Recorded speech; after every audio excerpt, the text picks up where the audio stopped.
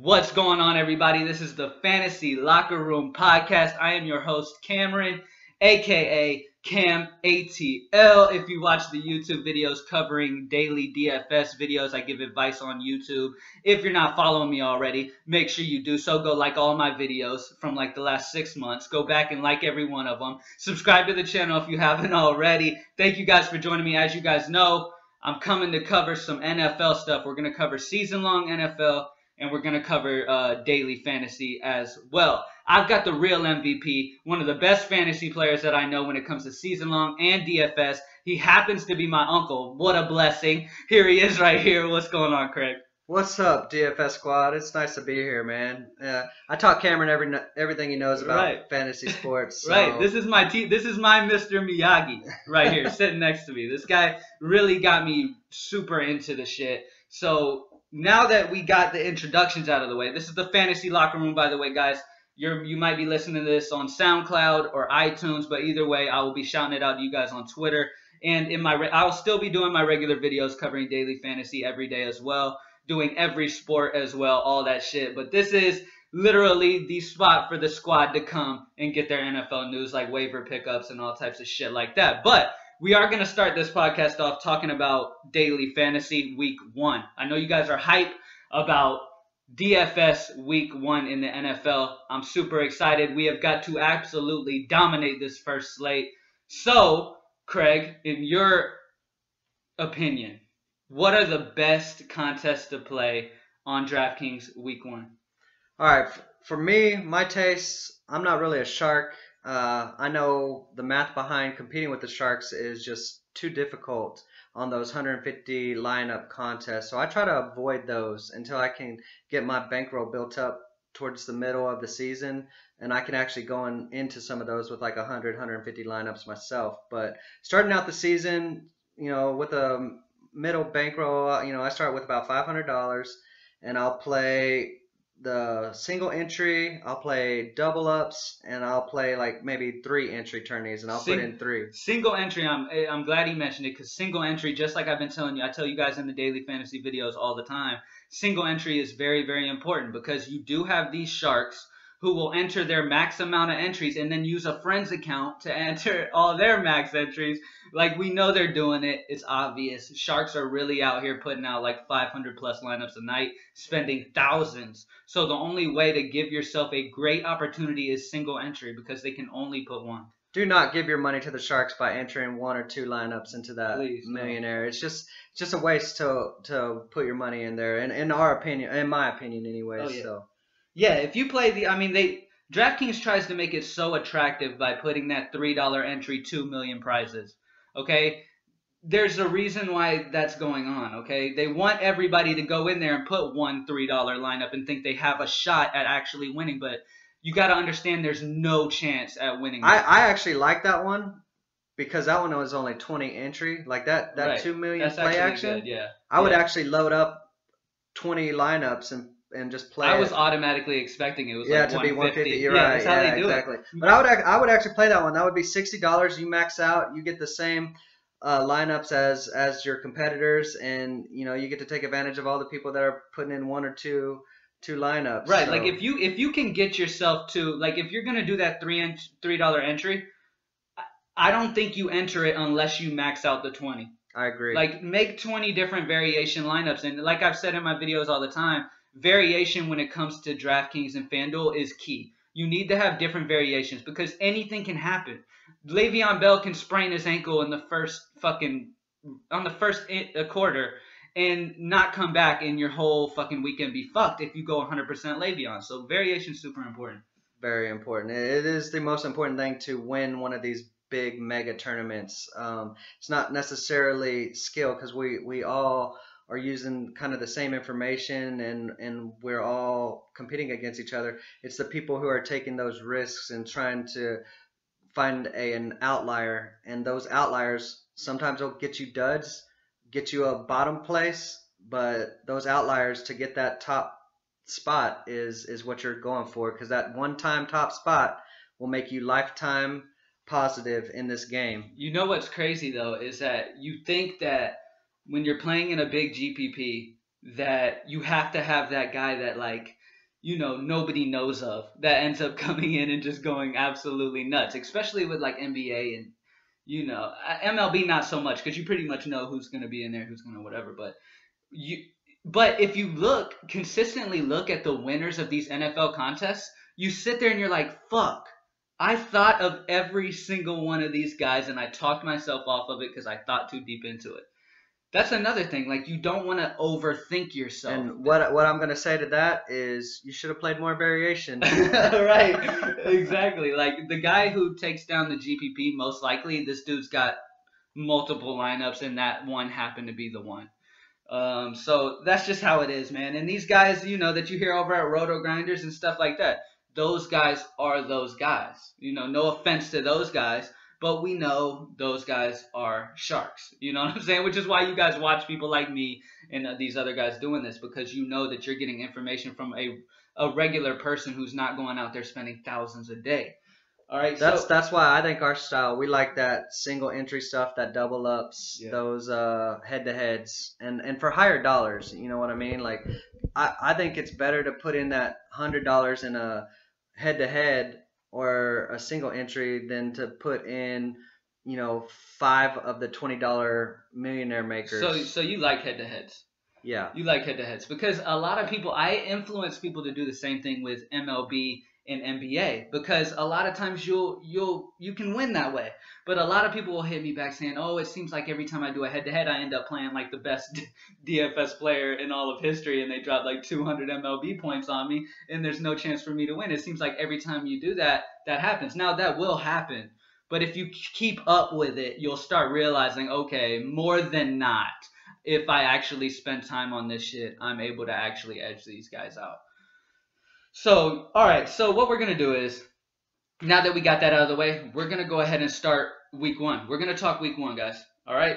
So starting off at quarterback, who are your favorite? Like, who is somebody that you're really heavy on, Craig, when it comes to your quarterback position? Are you going to save? Are you going to spend up? What? Well, let me pull it up here. I'm sorry, I'm not as. I'll cover it real quick. I'll cover it real quick while he's setting it up. I was still looking at contests there. Sorry. Okay, so we got. You want to explain the rules? Make sure they all know that stuff. So just to let you guys know this real quick. And when we talk, season long, we try to make our leagues match DraftKings. Okay, we don't want to be studying a whole bunch of, different formats of league whenever we're doing our research. DraftKings and daily is the most important to us. So when we set up season-long leagues, we set our season-long leagues to match DraftKings. So when you hear us talking about our rankings and who we like and stuff, we're using that DraftKings scoring system. And if you're not familiar with it, you can go on the line and find it. Yeah. It's 4 point for a passing touchdown. It's 0.04 for a passing yard.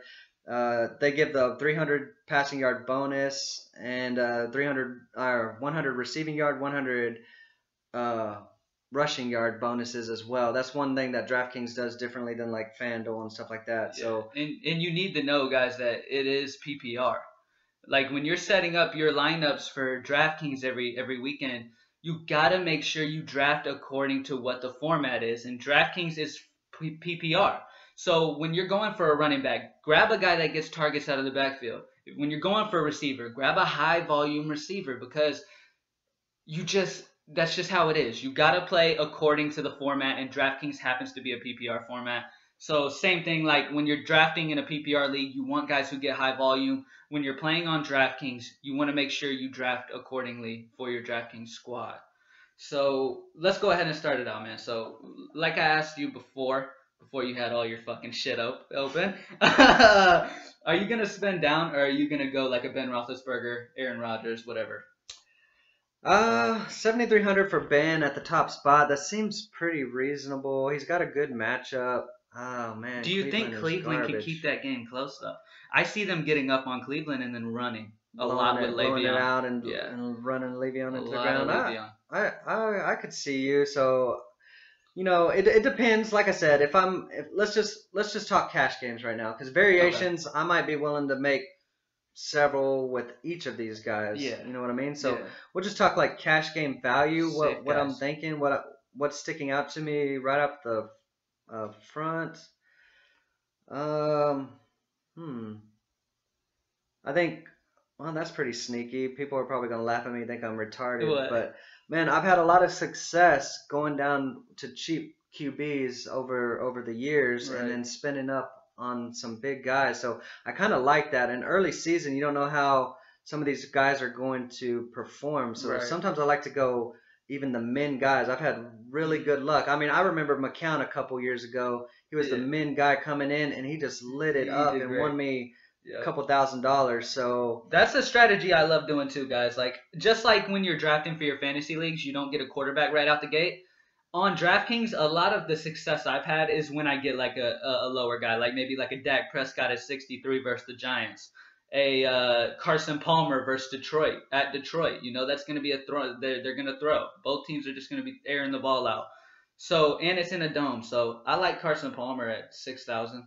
oh yeah, I That's a like good that one. matchup, man. Yeah. That's good. Somebody else that's sticking out to me that's low, and we kind of don't know what's going to happen with him. He's had good days in the past. He's at home to start his new career in Miami. Jay Cutler, I should have man. known. I Jay should have Cutler known. at 54 is looking pretty Going attractive against to Tampa Bay. me. Have you been watching Hard Knocks? I have watched several of it. Okay, Now don't their don't defensive line spoil it. looks legit. I know it It looks does. legit, dude. But I expect Tampa Bay to kind of go and put it on Miami. This could be one of those like Yeah, get dude. out of hand early, and Mhm. Jay Cutler is slinging it to try to keep up or play garbage time. So Yeah, I like 54 those scenarios, 5,400. Yeah, that's a steal. I like dude. that. And you know how we're talking about Big Ben, right? Being Mhm. being the top quarterback, right? Yeah. And I'm sure Vegas has that game way favored in Pittsburgh's Oh yeah. favor. So for that whole underdog at home, brand new quarterback that nobody knows, Mhm. man, I think I'm gonna have a couple lineups with Desean Kaiser, the Cleveland quarterback, Yeah, because Pittsburgh has no secondary.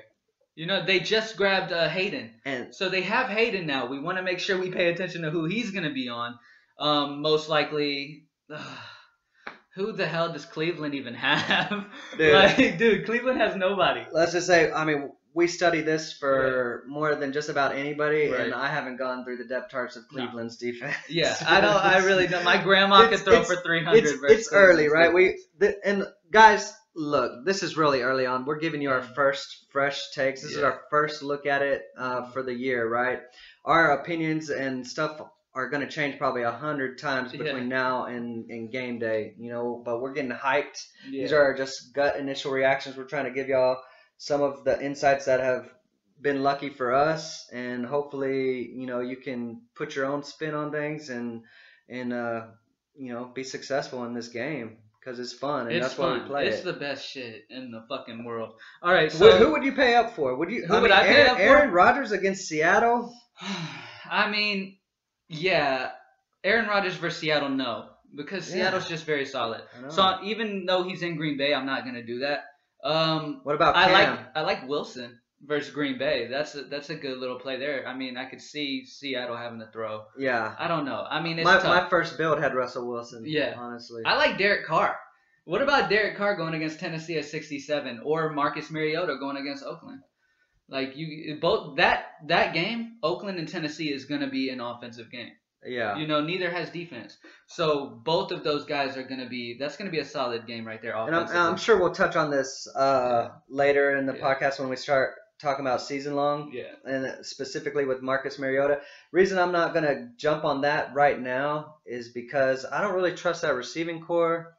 I might have to wait and see, but it could be a good contrarian type of play to go with like a little stack with Mariota I've been trying to keep hearing up with everybody Oakland. and their mama and their grandmama is talking about Mariota. I don't think he's gonna be a sleeperish type dude this year. I think he's great. I don't know about his supporting cast. Yeah, That's my worry. that's a struggle. That's definitely a struggle. I mean, Oakland's very, very. I mean, they're not good at all with the secondary. I mean, so anybody really, if like I've been mentioning my grandma a lot, but I'm serious. Like, if my grandma was a receiver for Tennessee, she'd probably catch a touchdown versus Oakland. So I mean, Matt Ryan, I wish I could play him. I mean, the matchup looks sexy against Chicago, obviously, but Atlanta's gonna get up big. This is a Devontae Freeman spot. Honestly, what do you think? I think that's your Homer Falcon in you right there. Yeah. Don't get me wrong, I love Devontae. I think he's good. Let me switch over to No, the I'm running saying backs real I'm not quick. saying you got to play either one of those. I'm saying instead of going Matt Ryan, I would rather go Freeman if I had to choose a Falcon. Or even, you know Oh, what I'm okay, saying? And not gotcha. even Julio really, because I don't see them being down ever. Right, like You I'm know? avoiding this situation, man. My best week last year was the week that like Julio went for 300 yards and Right. Matt I He went paired crazy. him and Julio all over Yeah. the place and that just freaking basically made my whole year almost that Yeah. one week Yeah. with those two. So I have love for them, don't get me wrong, Right. but I just don't think that this is going to be the week, and Chicago could surprise us, but you never know. Chicago, the wind sometimes, and I know we're Yeah. still early in the season and we don't have to really worry too much about weather. We'll see closer to game day how that situation is going to play out. But I really like Matt whenever he's up against another high-powered offense inside his home. Right. That is money to And me. that When new they're that in new Atlanta, that new stadium. oh They got the man, new stadium and it's gonna be sick. And especially their first game at home for the regular season. If they're against a bad, I don't know who they're playing. First game at home, I haven't really looked into it, but this Falcons offense could really go crazy. I mean, they lost Kyle Shanahan, who is an amazing offensive coordinator, but I don't see it really doing anything. I mean, they see what works, they're gonna keep doing it. I am a Falcons fan, so maybe I'm a little biased, but I definitely love the Falcons again this year. yeah, guys. When Cam ATL is talking about the ATL, you guys gotta kind of listen to it with a little bit of earmuffs, all right? Right. And I'm gonna say this: if you ever hear me talking about the Cowboys, Yeah, you might same not thing. listen to it as Same strongly as you would if I'm talking Same about thing. like the Eagles or Yeah. something like that. I'm a huge Cowboy homer. They can do no You wrong. know I what? love them. I'm gonna be real. I love the Cowboys this year. I mean, if they can lower this suspension, if they do end up lowering the suspension and Zeke ends up actually being able to play earlier, y'all could be. I mean, y'all could be good. I think Dak's legit. Dak is legit. Dez is legit. Obviously, Cole Beasley is the shit. But okay, so we're getting off track a little bit. But let's go ahead. We covered quarterback pretty much. Are you any interest in Cam Newton? I actually do. You do like it. I do have. I like that matchup. I like. I mean, he looked pretty good in preseason. Mm-hmm. I think the injury isn't really going to affect him too much. I don't expect him to run as much this year. I hope he's learned from some of that. Yeah. We don't want him getting hurt. But luckily in DFS, this is why we love DFS. Mm-hmm. We love season long, tried and true. But Yeah. DFS is superior because you can draft these guys. If they get hurt, you can still play, and it Right. doesn't ruin your year. You know what I mean? Let's cover one more guy. One more quarterback before we head out. Kirk Cousins. Do you think I like Cousins him. is gonna end up being the way he's been, or you think he's gonna come back down to earth a little bit, going against Philly? I've actually drafted Kirk Cousins a couple times in And mocks this that's year. another offensive already. battle. Yeah. That's another offensive battle. So it could end up being really, really high scoring. Philly and Washington neither have a great defense. So yeah, I could definitely see Cousins. I love Terrelle Pryor. I've been on Pryor since the moment he got traded. He needed to be traded because Pryor's really got some legit, and he's been practicing. If you guys don't know, he's been training with Antonio Brown on the offseason. So that can only help him. Antonio's the best receiver in the league, so that can only help him. I see good things out of Terrell this year. Hey, and on that same note, man, I'm really digging Jamison Crowder this year too, and I think I might own some shares. So, I mean, do we want to jump into wide receivers right now at 5,600? Crowder, I could easily see a nice little Pryor Crowder stack with Cousins if I'm feeling froggy. Right. Yeah. What do you think about stacking in NFL? Stacking in NFL. I kind of don't really. I mean, if I'm What's going the most? What do you like? like you just maybe do a QB wide receiver. QB receiver, maybe a QB receiver. You don't ever like to try to double it up like double wide receiver or wide receiver tight end. I mean, I normally don't. I mean, and one thing you guys got to make sure you do, don't ever go against this.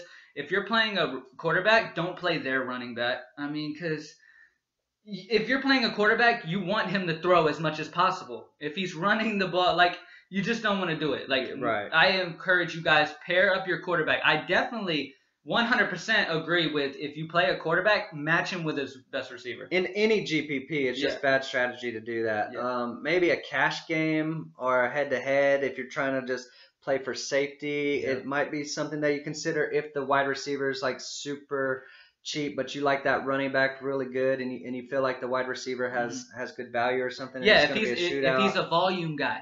That's what you like. If you're gonna go a real cheap receiver, make sure it's a volume guy. Don't wish for a TD, like because sometimes a lot of times that doesn't come true for you. Especially with DraftKings being PPR, if you're gonna go running back from a team and you're gonna go receiver too, make sure you just go a receiver that's high volume because it is PPR rules. I like to pair my running backs and my defenses a lot.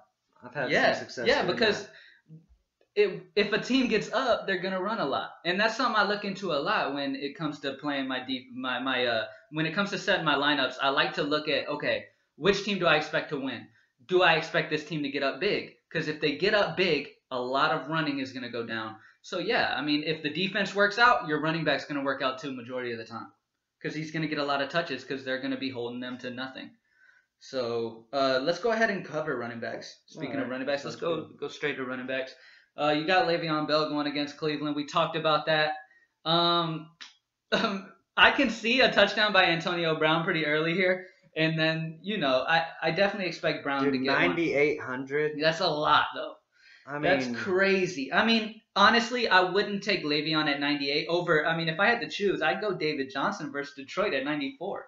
Because David Johnson, I mean, he's going to get involved in that pass game. Like I said, it's going to be a throwing game more. Le'Veon Bell is going to be getting more handoffs than dump-offs against Cleveland because they're going to be up. Look, I love these guys, and I very well think that the possibility of them being the 1 and 2 RBs of the week is very high. But why pay so much? I just cannot pay that price right now. Much. There's going to be other values. Like, I mean, if Zeke is out, we don't know as of this taping what the situation with Zeke, if his suspension is going to hold or not for game 1, or if maybe he'll somehow get to avoid it to the end of the season or possibly even next season. So you definitely got to keep your eye on it, and we'll have more on this before we actually send out any of these, our final thoughts later on next week when preparing for week 1. But like Darren McFadden, if he's starting week 1 and Zeke is out at 6,100, he could very well be the number 2 or 3 running back with that offensive line. And Dallas, now, once again, I'm a Dallas homer, but come on, guys. He's got the best offensive line against a struggling Giants team. I mean, at 6,100, that seems like a pretty good deal to me. Here's the deal.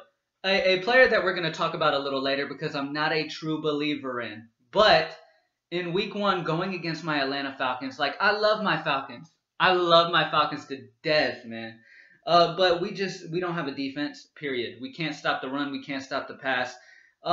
Like I said, I expect Atlanta to get up here. And I see a lot of passing to Jordan Howard. It could be a great position. Like I said, PPR DraftKings is PPR. I can see Jordan Howard getting a lot of catches in this game. What do you think?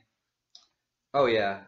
I like him. I think exactly the reasons you're saying. I think they're going to be down. I think they're going to be down all year. But he's in a workhorse scenario, and he might get that garbage time that we love in fantasy. The one thing I worry about Jordan Howard is that defenses know they can game plan knowing that he is the only guy. Look what happened to Todd Gurley, and I know a lot of people bring up Todd Gurley when thinking of this situation, but you got to really look at it logically, okay? Todd Gurley was going crazy his rookie year, going crazy. Then the next year, they finally found out, okay, if we stack the box and stop Todd Gurley from being able to have open holes, they have to throw against us, and we know they just can't do that. That's my. I fear for you. I fear for him in that same scenario, and for season long, he does kind of scare me. We'll get to that later in a nice segment that we're going to introduce you guys to. But I think in this particular case for week 1, I'm kind of getting. I don't remember Atlanta, and we're going to get into this later. This podcast, we might not have this information solid for you guys, but I don't remember Atlanta being all that good against the run last year. You know what I mean? At all. Yeah. But their offense is so great that they can get up and they can kind of relax. It's not that they're stacking the box. I see blowout potential in this game. And I know it's too early. We haven't even seen anybody play, but man, I just feel Atlanta is going to destroy Chicago. Oh yeah. And I just think it's going to be easy for Jordan Howard to get those screen passes I mean, and those dump offs. One thing to consider is the quarterback for Chicago. This guy's going to rely a lot on Jordan Howard as his safety net. Yeah. Like, he's going to use him a lot. Plus, this quarterback is a running quarterback. That might ease things up for Mr. Howard. Yeah, so, open it up. I mean, and Chicago's offensive line is no joke. Okay, that is one decent part of their team. Mm-hmm. Now, yes, they lost Cameron Meredith. Mm-hmm. Okay, we don't know the QB, but we know their offensive line is pretty strong. And I think Jordan Howard in this week, I'd be willing to roll him out there. Yeah, now, I would too. I'm more scared of him in season long, but for this week, I'd be willing to roll him. I'm going to tell you guys right now, I'm not drafting Jordan Howard. And if I do, I want somebody to smack the shit out of me. Because look, the hype is real on him. People love him. I mean, you hear everybody talking about him. But you got to just look at it logically, man. I know you guys hope the best for him, but that offense is Jordan Howard and Jordan Howard only. Maybe with Meredith there, maybe they have some wide receivers. But I like Kevin White now. I'll mention him. But there's nobody on that offense, literally nobody, other than Jordan Howard. Jordan Howard is the guy, and defenses know that. Okay, if I know that, these guys know that when they're game planning. Okay, so just consider that, man. Anybody else you like? Run it back real quick while we touch on them. Well, I was just gonna point one of the biggest keys, that we both know, and that probably all of your listeners know, is you got to find injuries, suspensions, and find that guy who's going to be starting. That's kind of the under the radar guy. And I would say one guy, but I mean, we're looking at the main slate for Sunday. Unfortunately, this guy is going to play in the first game, Kansas City versus New England. Yeah. So he's not in our main slate. I was looking for him just now to see what his price would be. So I didn't actually find him on here, but Kareem Hunt. Yep. Speaking of injuries, taking advantage of injuries, it's not an injury, but you got a guy who loves drugs, and Doug Martin. So, Jacquizz Rodgers starting against Miami. What do you think of that? I mean, he's cheap. 49? Yeah, I like 49 that. For a starter. I think he's getting in several of my lineups against Miami's horrible defense. Literally, he's only 100 more than Doug Martin, and Doug's not even going to play. Right. And he's starting, and he's getting bulk of work. I could put him and Darren McFadden together, and that's about the same as a Le'Veon Bell. You know what I mean? Exactly. So, and then just be able to have plenty of money to get receivers, too, at that point. And receivers really a position you really want to focus on because it's PPR. And make sure you get guys who get heavy volume. Let's go ahead and look at receiver now. Antonio Brown, obviously. Come on. If you have the money, just go ahead and play him.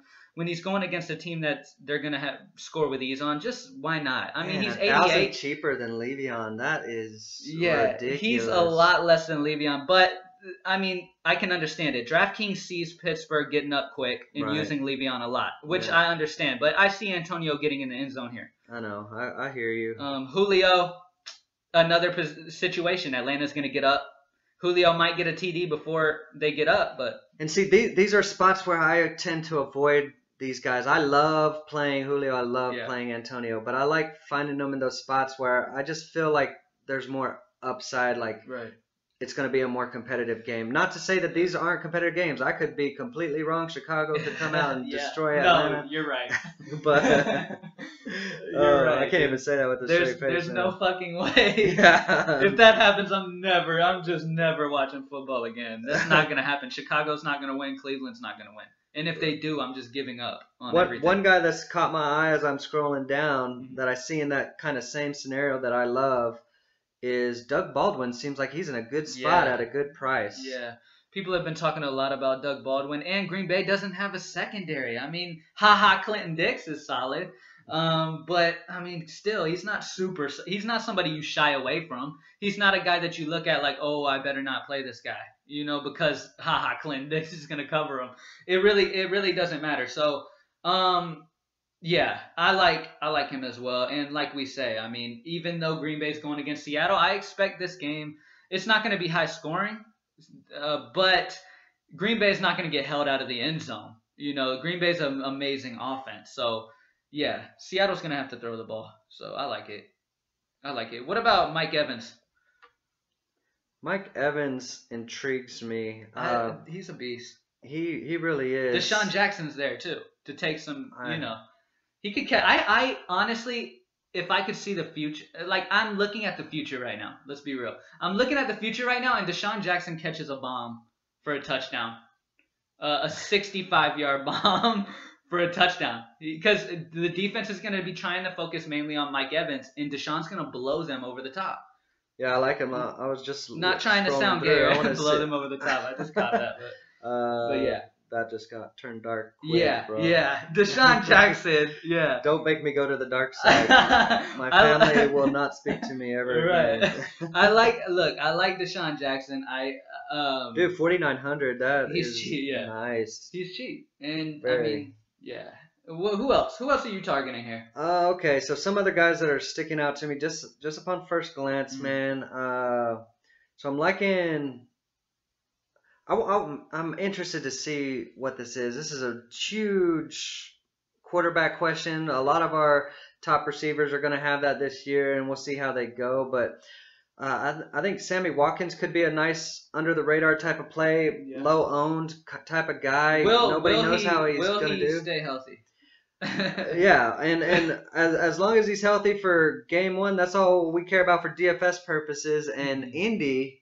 their defense isn't that good, but I'm liking this whole range right here. I like Terrelle Pryor. I'm down with Alshon, Jamison Crowder, like that whole Philly Washington. Yeah. I see potential fireworks in that game, Washington. man. Yeah, Alshon Jeffrey, love Alshon. And then these Miami wide receivers are just too cheap. Okay, but here I want to make this point though. Josh Norman. Norman will be following Alshon, correct? Probably. I haven't looked into. I haven't gone deep into the defense matchup yet. Yeah, I mean, obviously, I think Alshon's the best receiver there. I see Norman shadowing Alshon, which could lock him down, which could open up other guys. Yeah. In that offense. So yeah. And that's a good strategy. I mean, that's paid off for you many times before, and it's a good strategy. Sometimes when they focus on taking away the number one, that leaves the number two option to beast. So I definitely see your point there, but I'm gonna have to, like I said, I'll be ready with you. In a couple more days on that. I need to look into that. Speaking of that situation, having a top corner on one guy and then another guy opening up because of it, Patrick Peterson on Arizona, okay? Do you see, so far through the preseason, Marvin Jones has gotten more targets than Golden Tate when that starting group is on the field. So do you think that Peterson covers Golden Tate, and it opens up a lot for Marvin Jones? That's one of those that it's still too early. I'm sorry, I'm kind of not taking a good stance here, but I kind of feel like Golden Tate's going to be the slot guy, and Peterson might be on Marvin. He could move to Tate. Exactly. I'm just... That's something we need to wait on. Yeah, sure. I can't predict it yet. I'm going to throw a name that I absolutely love here at 4,200, Kevin White. As you guys know, Meredith got hurt. I love Kevin White. This dude's big as shit. Okay, this is the type of guy you close your eyes, throw it in the air to, and he'll just come down with it. He's going against Atlanta. Yes, we have one solid cornerback, and that's all we got, which is Desmond Trufant. But that's literally all we have. It doesn't shy me away from playing Kevin White because Chicago's going to have to air this ball out a lot, guys. Like, the reason I like Jordan Howard is because he's going to get a lot of catches out of the backfield. Kevin White's going to get a lot of targets here. Do you feel the same? I like this spot for Kevin White. I think he could be a good sleeper for this week, and I think he could be a decent sleeper for season long as well. Let me pull up his ADP real quick on what he's going currently. Oh, well, do you want to save this? Yeah, I'll keep while you're looking that up. I'll just keep going with guys. Okay. Another guy that I like, and it might sound crazy, but at 4,700, Cole Beasley. Especially if Zeke is suspended. I like Cole Beasley a lot here. I don't see New York having anybody. I don't see Cole Beasley having. Giants having anybody that can really stop Beasley. They don't have any corner depth really. Their cornerbacks don't scare me at all.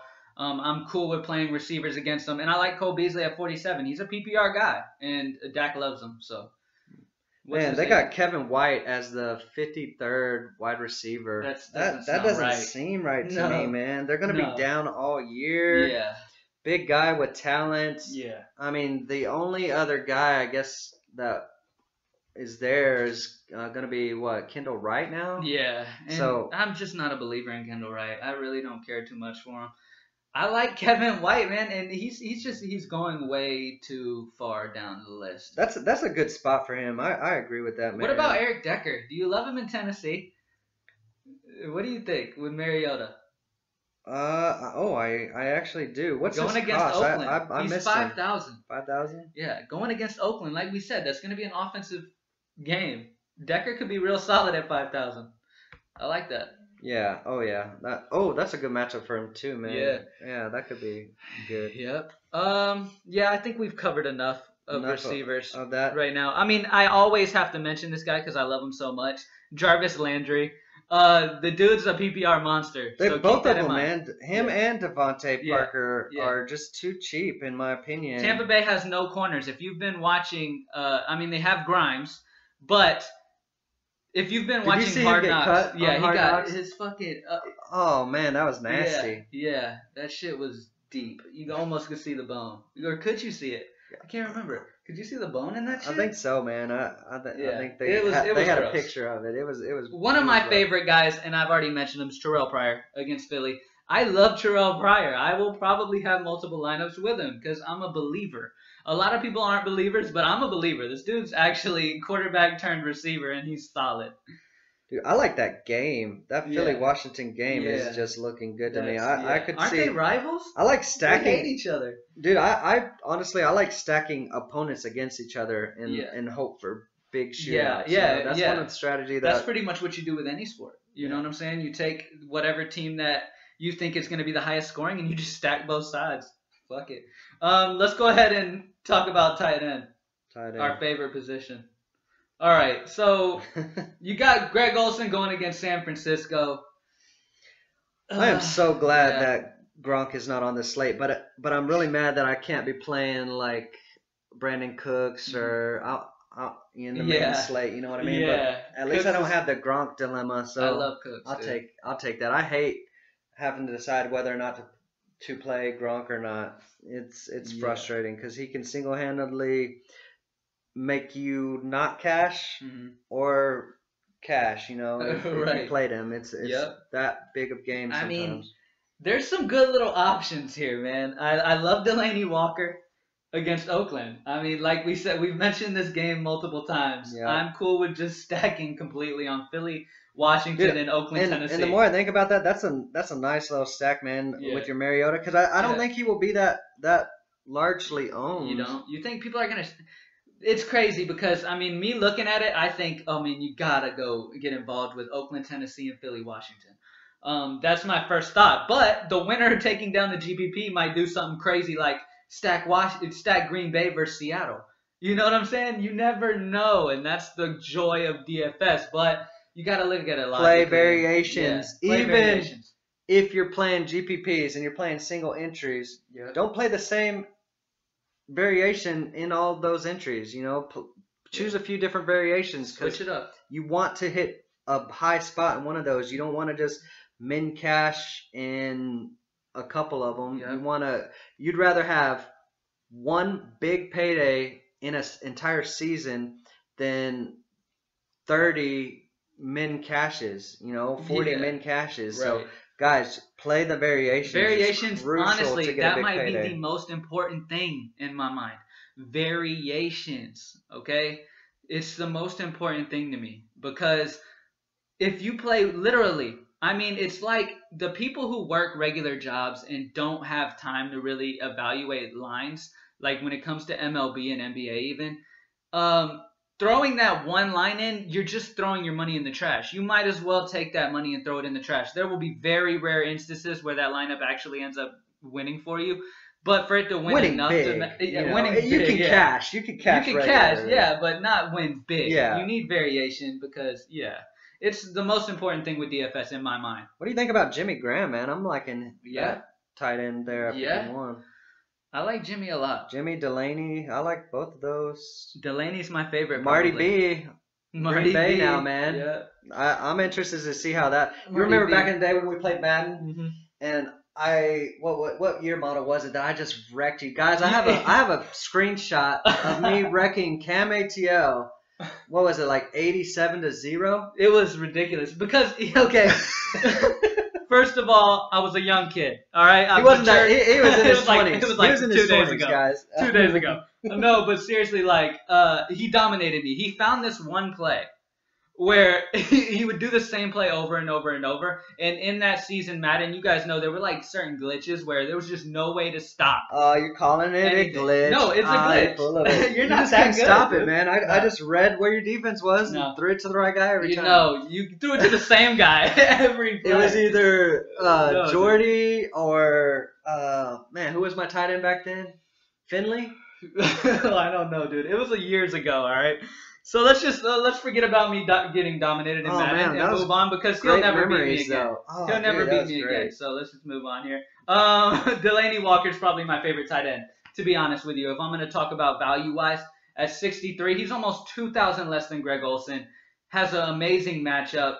And, I mean, I like Marty B because Seattle's a team where if you're going to pick on him, use the tight end to pick on them. They give up a lot to tight ends. That's something they do. So yes. Let's go ahead and talk defense. We're not going to touch on flex. We already talked about running back, wide receiver guys that you'll plug in. Let's talk. What defenses you like the most here in week 1? Oh, well, of course, that top defense is looking mighty attractive at home against the Jets, man. I think I'm going to pick on the Jets all year. When it comes to defense, I just go ahead and get the best one. I mean, they're so cheap. Defenses are so cheap, and there's such a drastic difference, I feel, between the Steelers' defense and the Bills' defense when it comes to these matchups. I mean, the Jets have nothing. The Bills' defense is coming in very, very solid. At 3,900, I love it. I just go ahead and play the best team. I mean, golly, how much can we save if we go to? I mean, we could save almost $2,000, but we go the gosh, cheapest, some of those are just horrendous matchups. I mean, I don't even see anything that I would be comfortable with trying to, save money for value. Maybe I like to do it sometimes. You know what I mean? Like if I'm feeling like good spot, but man, not having seen these teams play and knowing that. I'll say this: if Andrew Luck does indeed end up missing week 1, the Rams defense could be sneaky at 32. What do you think? I agree. So that would be one area. You know what? You just talked me into it, man. Yeah. I would definitely be interested in paying down and trying that if I needed that extra money to really jump up somewhere that I felt. But honestly, I don't think you can go wrong with Buffalo at home against the Jets. I mean, that might be the safest defensive play of the year until next week. And whoever plays the Jets, and I don't care who it is, but they'll play the defense against the Jets, 100%. All right, so that was week 1, guys. Good luck with that. If you have any questions, hit me up at Cam_ATL on Twitter. I'll answer any type of questions you could possibly have. We're gonna touch on real quick about season long. Some of you guys have already done your drafts, but some of you have not. So if you haven't, it's your lucky day. We're gonna talk about some guys that we like. We're going to start off by just mentioning some guys that we like in the draft, like as sleeper guys, later on, that you can catch up kind of later on. And then we're going to have another section called Beer Goggles, where it's pretty much going to cover guys where they look like 10s now, but after a little bit of time, they end up turning into like 2s and 1s. You know what I'm saying? It's like that girl at the bar with the beer goggles looks super hot after like... Yeah, she's a 10 in the bar, but she's a 2 when you wake up in the morning. Yeah. I don't recommend waking up with them in the bed anyways. Always send them home that night. Okay, don't let them spend the night. If you're a single man, I'm not. But if you're a single man and you're still doing those type of things, don't just let her be a 10 that night and then send her home believing she was a 10. You don't want, if you wake up in the morning and you see you have a 1 in the bed with you, you're really gonna feel some type of negative way about yourself. Right there. That is winning. That's good. You like 1s? Shit, my uncle's cool with 1s. Okay, so here we go. Let's just cover some guys real quick, man. What guys are you really targeting to get in the drafts, man? Man, I want one of those first 3 picks if I'm drafting. I'm just in love with Le'Veon David and Antonio Brown. After those 3, that next tier of guys, it's McCoy. I like McCoy a lot. You do? Yeah, I like McCoy a lot because the Bills run a lot. He'll catch a lot. I mean, so you take McCoy before you take any of those other wide receivers, probably. You like him at 4? No. I'm definitely taking Julio, Antonio. Not so much Odell. I might get LaShawn McCoy before Odell because Brandon Marshall's there now. You know what? I know I'm jumping the gun here, but I think Odell might be beer goggles. Okay, yeah, no. Honestly, man. I'm glad you mentioned it because I've had multiple conversations with people about Odell Beckham, and with Brandon Marshall being there, on one side there's a plus because there's a guy that actually take a little bit of the pressure off of Odell.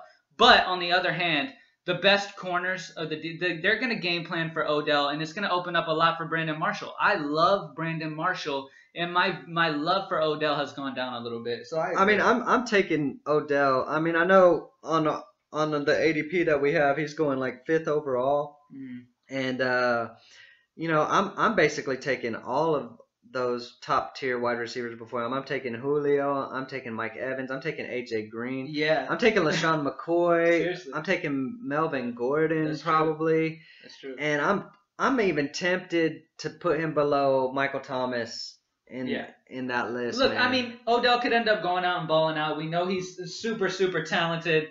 And having Brandon Marshall could really open up a lot for him, and we could be completely wrong. But look, he's a 10. Okay, up in the club, he's a dang 10, he's a 10 and right he's now. Sexy.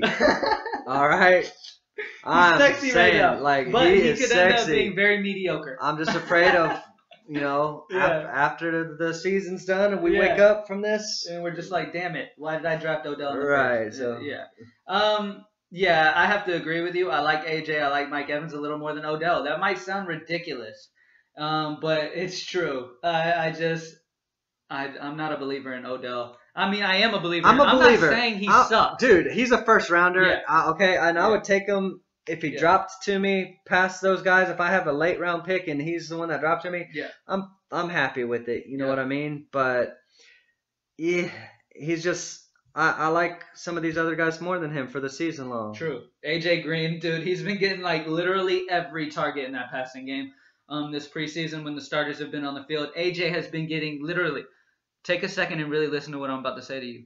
He's been getting 100% of the passes thrown have been to AJ Green. It's that crazy. Like, it's very heavily leaning towards AJ really getting targeted a shit ton. And especially in PPR leagues, dude, fucking hell yeah. I'm taking AJ over Odell, 100%. I love AJ Green a lot this year. Some other guys I want to mention, Michael Thomas. We know Brandon Cooks went to New England. Michael Thomas gets a big jump, man. He was solid last year, even with Cooks there. Yeah. Oh yeah. With Cooks out, I mean, we know Drew Brees is a beast. New Orleans defense sucks. They're always down. They're going to be throwing a lot. I like Michael Thomas. I mean, don't reach ridiculous for him, but if you can get him in the beginning of the second round, yeah, I would. I'm okay with that average draft position. What do you think about this next tier of running backs when we're talking about the Ajayi's, DeMarcos? Jordan Howard's. I'm glad to actually bring that up. I do want to mention Jay Ajayi. I'm one of those guys who's not a Jay Ajayi believer. He had 1 or 2 huge, ridiculous games. I just don't see him as being that good, man. I think the hype is just ridiculous. He's definitely, I'm going to have to call it now, he's definitely he's a beer goggle player. He looks like a 10 right now to some people. He doesn't even look like a 10 to me right now. It's like if I'm super desperate at the bar, I'm reaching for Ajayi. If I'm super desperate and the 10s are turning me down and the only people that'll take me are like a 3 and below, That's Jay Ajayi. He's a 3 or below to me. So who do you take? I don't like Ezekiel Elliott with his suspension issues. Like I said, at the time of this recording, we don't know what's going on. Lower, right now, it's a 6-game suspension. Yeah. You take who? Ajayi or Elliott? I mean, obviously, you got to take Ajayi if he's being suspended. If Zeke is not going to be suspended, then oh yeah, Zeke over Ajayi. So what if Zeke's what if you thought that it was going to go down to like a 3-game suspension? Even then, probably still Ajayi because that's what though that many games extra. I mean, but yes, I love Zeke. If they even drop this suspension at all, I'm cool with getting Zeke's 2nd, 3rd round. What about Zeke and then getting McFadden to fill in or? Oh yeah, you got to do handcuffs, guys. I mean, a lot of people are like, oh, don't worry about it, me. But no, trust me. Let's say you got to do it, okay? If you want Zeke, you've got to get McFadden too. There's no reason not to. Just do it. If you get Le'Veon Bell, back him up. Like these top running backs, back them the fuck up. I'm going to be so mad when my viewers hit me up saying, fuck, man, Le'Veon's done for, fuck, he got hurt and he's done for half the season and I didn't even have his backup. Somebody else got him. I'm going to fucking hate you. All right? Prepare, man. Put a backup on the bench. Just be safe. I agree to that to some extent. I mean, if the handcuffed is worthy and a good running back in his own right and could come in like D'Angelo Williams did the last couple of years. D'Angelo will come in. If Le'Veon gets hurt, D'Angelo's D'Angelo's not his guy anymore, I don't think. But I'm just saying, you want to do that. Obviously. if the guy is quality, you know what I mean. So you don't want to just do it for garbage. This is just my personal way of feeling about it, but I agree. Because sometimes you need that dip, and it depends on your roster construction. It depends on how many players you start in your season-long league. I mean. We've all I played in dozens of different types of leagues with different kinds of starters, 2 QB leagues and all that stuff. Some of them don't have any roster space. So sometimes it's hard to carry on to a handcuff, especially if it's a garbage handcuff. But in this case of Ezekiel Elliott, if you're the Elliott drafter in the 2nd round, or if you're lucky, maybe you get him in the 3rd round, we're talking like 12-team league, you are going to be pissed if you don't pull the trigger on McFadden. You might have to reach a little bit, but man, you don't want to get caught with that, with your pants down. Do you have any feelings on any of these rookies coming in at running back? Well, he was an early sleeper, but all that has gone away now with Spencer Ware's injury. But I want to talk about Kareem Hunt. I think Kareem Hunt has a great opportunity. Andy Reid coached team. He's on a good team. First of all, Kansas City is solid, playoff contending team. They like to run the ball. They get them active through the air and on the ground. I think Kareem Hunt's in a good spot. He showed some flashes during preseason. I mean, everybody's been talking about him. He's not really a sleeper anymore. You're probably going to have to catch him in the 2nd round to get him. But I think he could be the opposite of Beer Goggle. He's the one who's like, she's not that hot.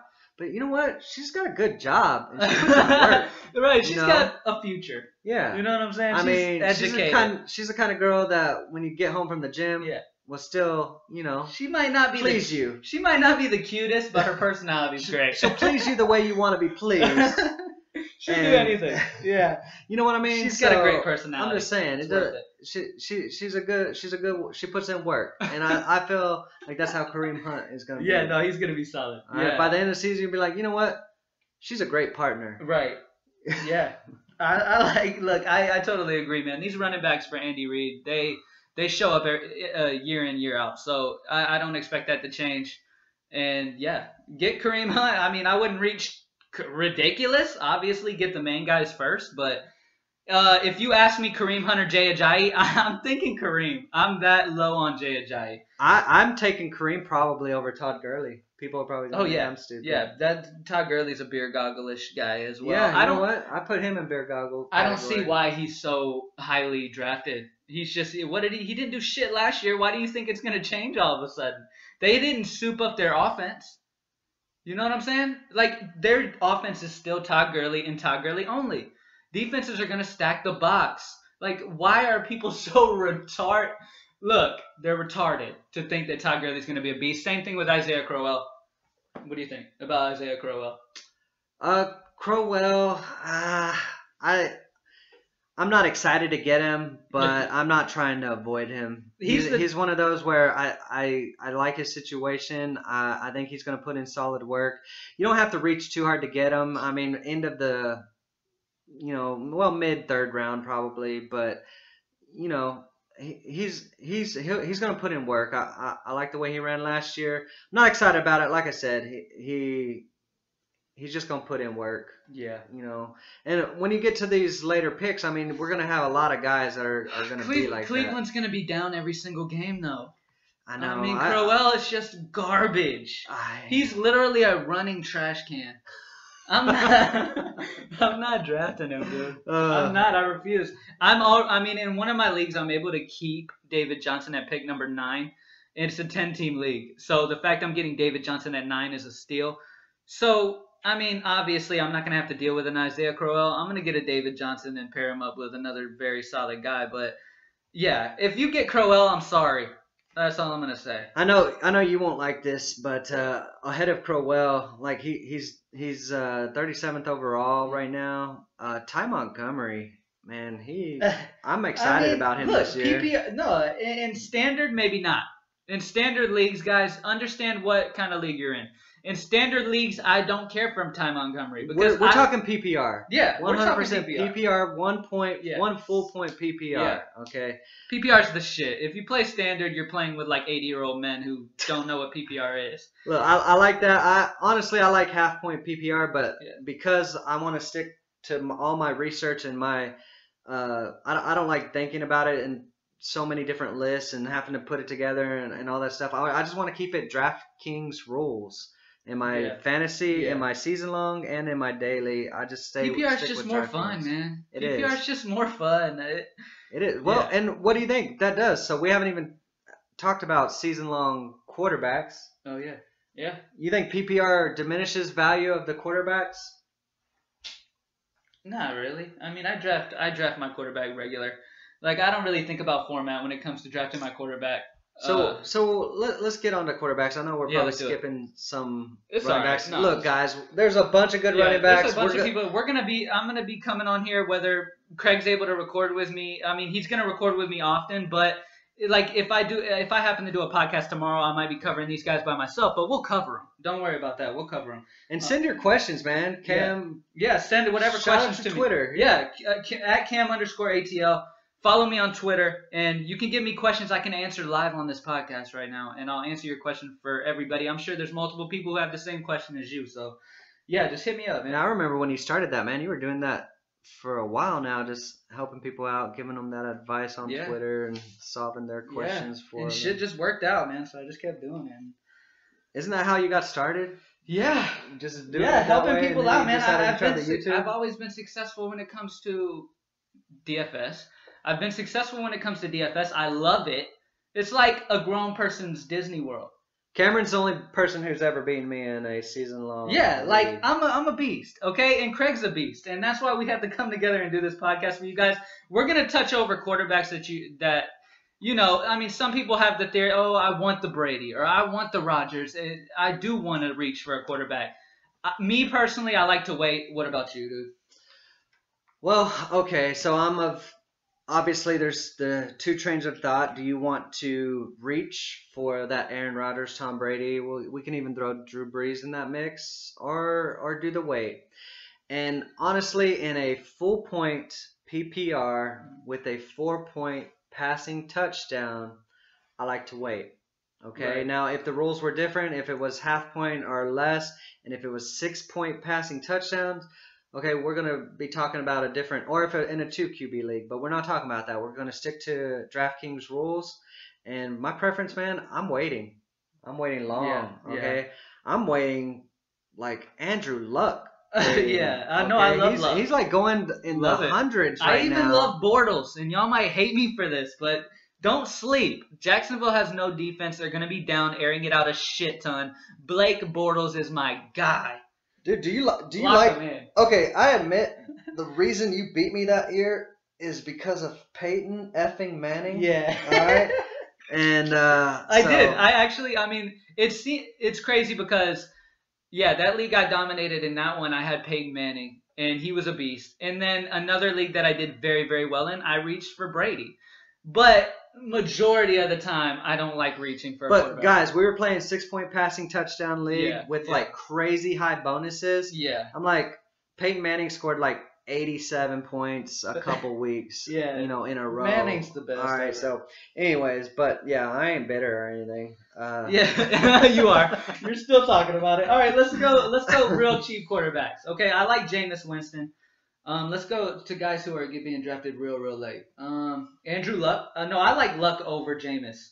And Luck's going later. And Luck's, guys, if you're hearing this, we are saying this and knowing that Luck is probably not playing week 1 and might be questionable for other weeks. Yeah. But the fact is, if he does come back and play strong this year, he doesn't have a good defense behind him. He plays in a dome, which that's another thing that I kind of like whenever I pick my QBs is like half their games are going to be in a dome during winter. I mean, that's just an added bonus that I like to look for. Guys in that category are Matt Ryan, Real quick, make sure you pay attention to the strength of schedule, guys. All right, look up strength of schedule. See who's got the easiest schedule as a QB running back before your drafts, and be prepared for that because it matters. All right, it matters against these strength of schedules. You definitely want to be aware. I just wanted to throw that out there while I was thinking about it. Go ahead. Yeah, no, that's good advice for sure. But yeah, Andrew Luck, man, I like the spot he's going. You could back him up with, like you mentioned earlier in our segment on the DFS, was Carson Palmer has a nice matchup for the first couple weeks, So, I mean, so you could actually roll the dice there and give that a shot. Now, in this draft that I'm looking at, I don't know how accurate this mock was, but Cam Newton went in the 9th round. That seems crazy to me. So I'm sure this people are just waiting, draft. Man. People are waiting for quarterback. It just is what it is. Look, if it's starting to get ridiculous, if you're drafting, it's starting to get ridiculous. Like Aaron Rodgers and Brady are still there in the 4th or 5th round. Go ahead and take them. All right, just take Tom, or I wouldn't. I mean, either Brady, Rodgers, or Breeze. I mean, when you get to the point where you're uncomfortable with the running back and wide receiver option that is there, you know what I mean, to choose from, and you got Aaron Rodgers in there, it's hard to pass up. Okay, that's why these guys get taken there. Mm-hmm. Like in this draft that I'm looking at right now that I did earlier, Aaron got taken, and basically the people that came after him was like the Dalvin Cook, Leonard Fournette guys, those rookie running backs that we think have good situations, but we don't know how that's going to be. Right, exactly. So why not take a tried and true stud that is going to be your starter week in and week out? Yeah. But Aaron Rodgers pisses me off, man. Because of what he did to the Cowboys? No. Dude, do not bring that shit up. You won't survive the rest of this podcast. All right, that shall never be brought up in our presence again. That didn't happen. All right. It never happened. Cowboys won that game and won the Super Bowl. No. I don't know what you're talking about. That was a fucking catch. Yeah. Pardon my French, but that was a dang catch. Okay, I wanted to quit watching football. Are you talking about the Dez? Yes, about the dang Dez. I'm talking about where y'all allowed Homie to catch that deep pass to win the game with a field goal. Okay, I don't even care about that one because that was like a legit game, and we had to battle back, and we're getting our butts blown out, and we battled back and all that stuff. So that was just a good game, and if we would have pulled that out, it would have been miracle and sweet revenge. The Dez no catch. Oh. Yeah. I mean, the shit I've seen of the Dez no catch, I thought he caught it, but I mean, ground caused it to move. And you got to hold it the whole time. Shut up. Oh, man. All right, guys. Hey, this is about to be WWF. Look.